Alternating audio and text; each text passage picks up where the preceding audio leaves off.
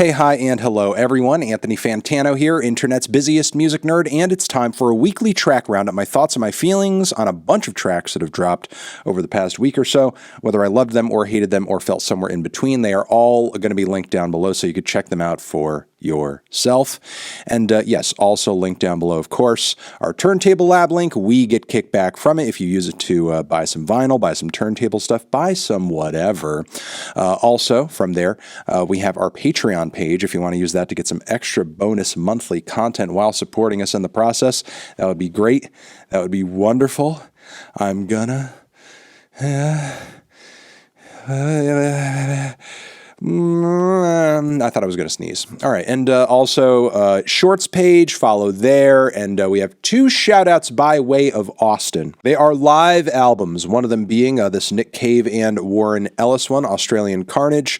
It's got some material from their Carnage record as well as some Ghosteen stuff. So if you want to hear that in sort of a cool live recording context with some banter from Nick, check out this recording linked down below.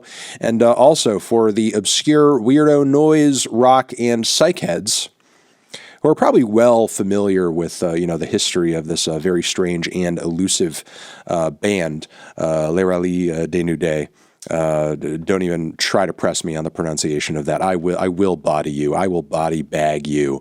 But anyway, yes, we have a live recording, which AUSTEN says is pretty mind-blowing given its clarity, which, even I am pretty well familiar with, what few recordings, proper recordings, or I guess what you could call the most proper recordings that we have of this group are not the best. They're pretty muddy. So, to hear something that's actually bringing some clarity to the table, that's quite something for this band, and surely something that fans and people who have kind of obsessed over their legend for years at this point would love to hear. So again, those 2 live records linked down below, so you can check them out for yourself. Worst tracks of the week, we have a handful of those. We have a few. They are as follows.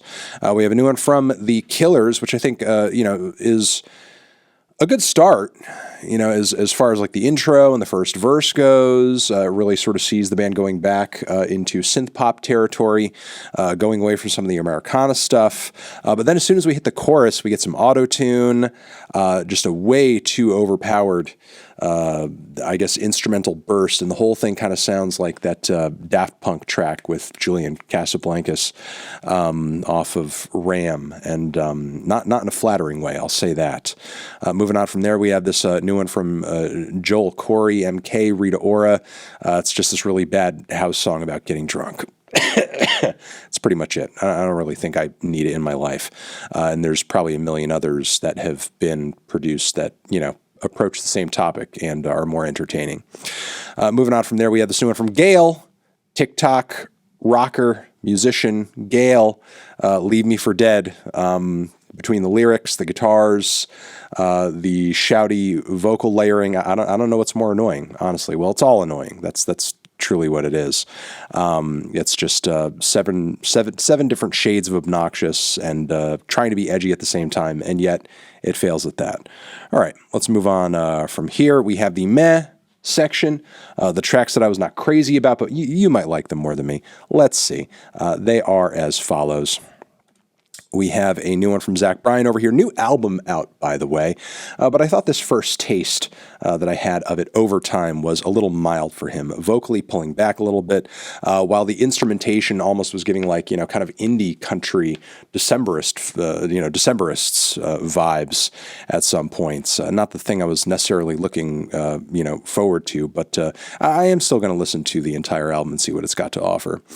We have a new one from Lil Yachty over here. Tesla is the title of the track, and he's kind of hitting us again with another somewhat psychedelic and silly trap banger with that heavy use of that vibrato vocal effect that we loved so much on Poland. I don't know if it hits as much the second time around, or the third could be at this point. I'm not exactly sure, but it was kind of fun while it's on. I think I'd rather just listen to Poland though.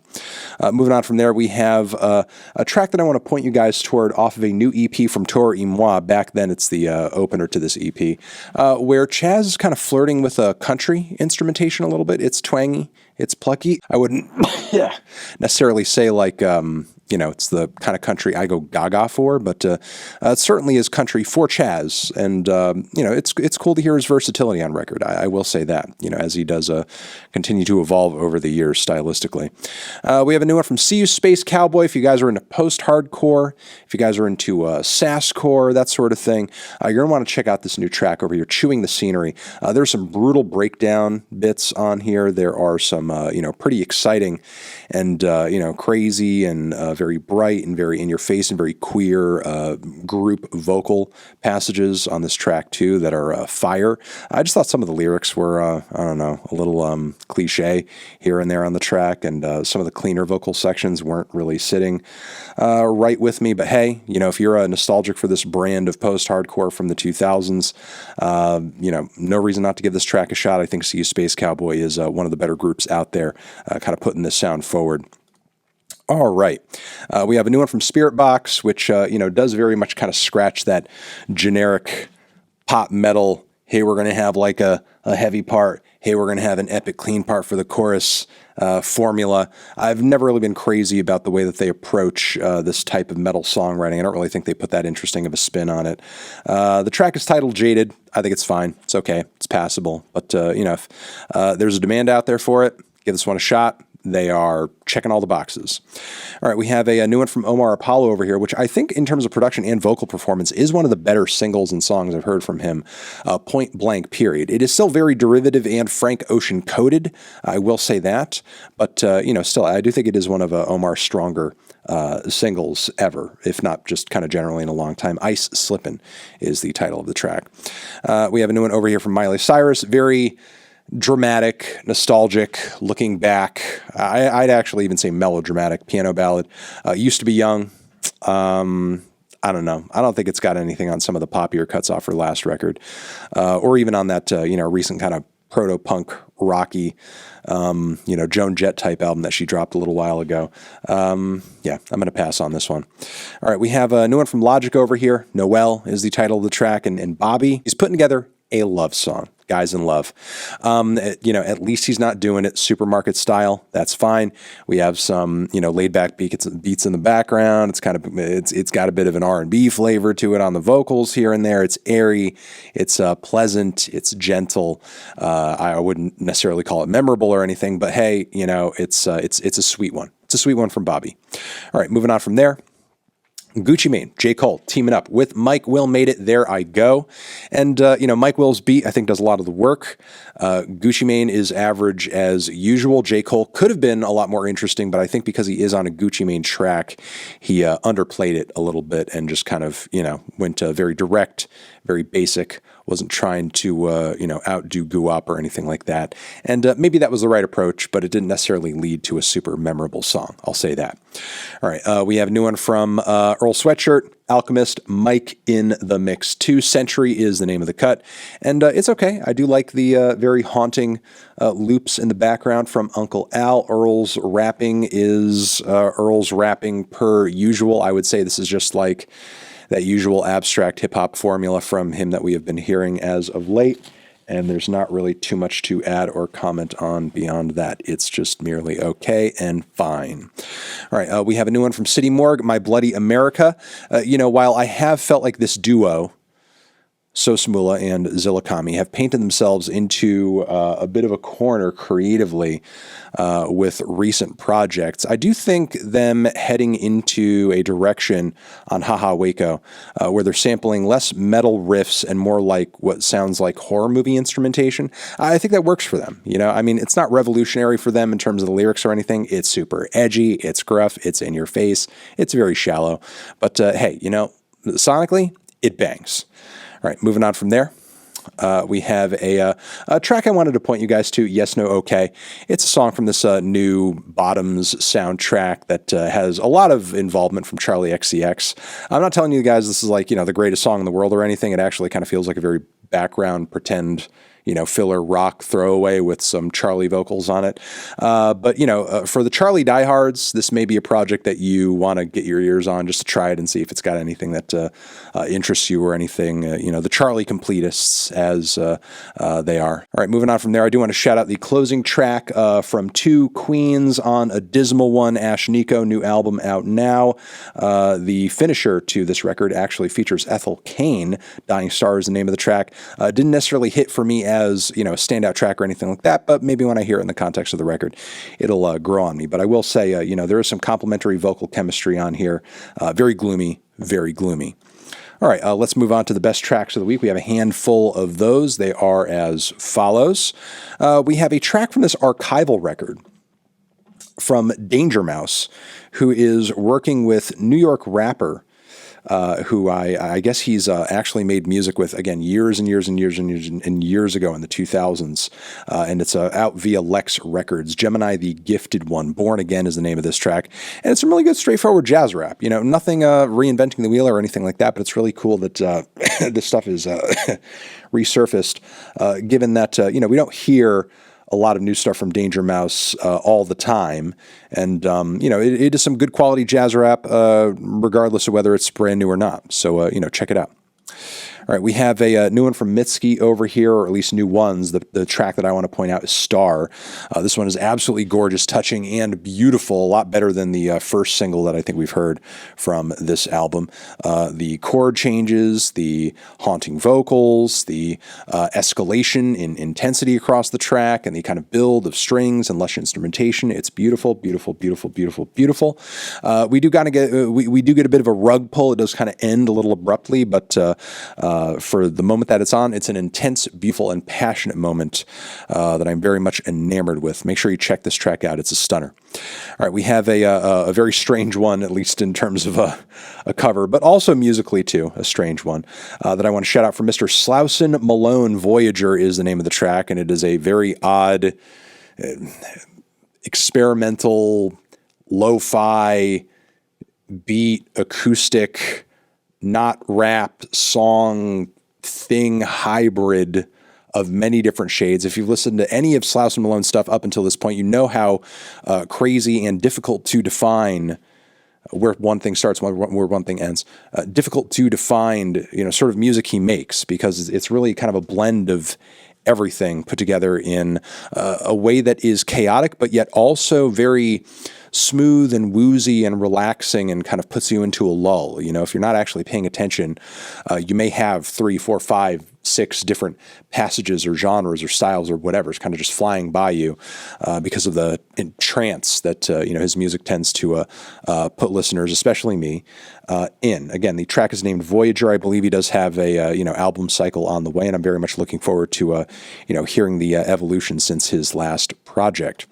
We do have a couple of new tracks over here from Young Lean with Bladee in the mix as well. The two songs, the second of which I'm not quite as crazy about myself, which is Bullets, but Victorious, that track is absolutely stunning. Just kind of has Bladee and Lean on some very raw, bare pianos, and I think it's some of their most emotional singing and rapping up until this point. Just really great collaborative chemistry from these two on that track, and I'm hoping to hear more like it from them in the future. All right, moving on from there, James Blake hit us with the title track to his forthcoming album, Playing Robots into Heaven, and it is a gorgeous, just haunting little ambient piece that reminds me quite a bit of Aphex Twin and a host of other producers too. But again, it is beautiful, it is stunning, it is wondrous, and kind of the vibe I was hoping for from this record once I got my hands on all of it. And it's really cool to hear it manifesting at least on this title track so far. And again, no underestimation here, no underestimation, no exaggeration. This is just pure bliss. It's just pure unadulterated beauty. Check the track out. All right, next, Hemlock Springs. Hemlock Springs Make a Bad Song Challenge. Can't do it, apparently. We have another single from this synth pop princess. Anyone is the title of the track, and yet it's just another banger. It's just another bop. She keeps churning out these freaking bops. They don't stop. The vocals are just distinct and on fire. The beats are crazy. The synth work is great. Just everything. It's just good, good, good, good, good. And I can't wait for the EP that we're going to hear from her in the fall. So, all right. I do want to give a shout out to one track from the new Baby No Money and Young Gravy, Baby Gravy, Gravy Baby project that's out now. Back to Back to Back is the title of the cut, and it's a banger. It's a banger and a half. I'm going to try to listen to the rest of the project at some point, but it's a fun one. It's a fun one. If you're familiar with these guys' sense of humor, and the fact that they can rap, but also, they don't take themselves too seriously, and they do collectively have very good taste in beats. This is just a good mix, just a good mix and match between the two. All right, moving on from there, a couple more. Do want to give a shout out to this new one also from Brent Faiyaz, Moment of Your Life, featuring Coco Jones, who delivers a very passionate guest performance on this track. She kills it. And, I think this is one of the better vocal performances and instances of writing from Brent Faiyaz as well. The instrumentals killer too. I usually find Brent's music to be a little bland, undercooked, but that was certainly not the case for this track. And, highly recommend that you check it out. And finally, want to give a shout out to this Ana Frango Electrico track, Electric Fish. Shout out Brazil. Shout out Brazil. This one's a banger as well. It's crazy. It's awesome. It's amazing. It's fantastic. It's a super cool post-punky throwback disco anthem with some great and amazing, somewhat jazzy horn sections that I think is a great track to kick off this album cycle that I've been looking forward to for a long time because I really did love Anna's last record, and I've just been anticipating the follow-up for a while now. So, would love for you guys to check out this track, every other song I threw your way too, and that is going to be the weekly track roundup. You're the best. Over here next to my head, another video you can check out, and I will see you in the next one. Cool? Cool. Anthony Fantano, weekly tracks forever.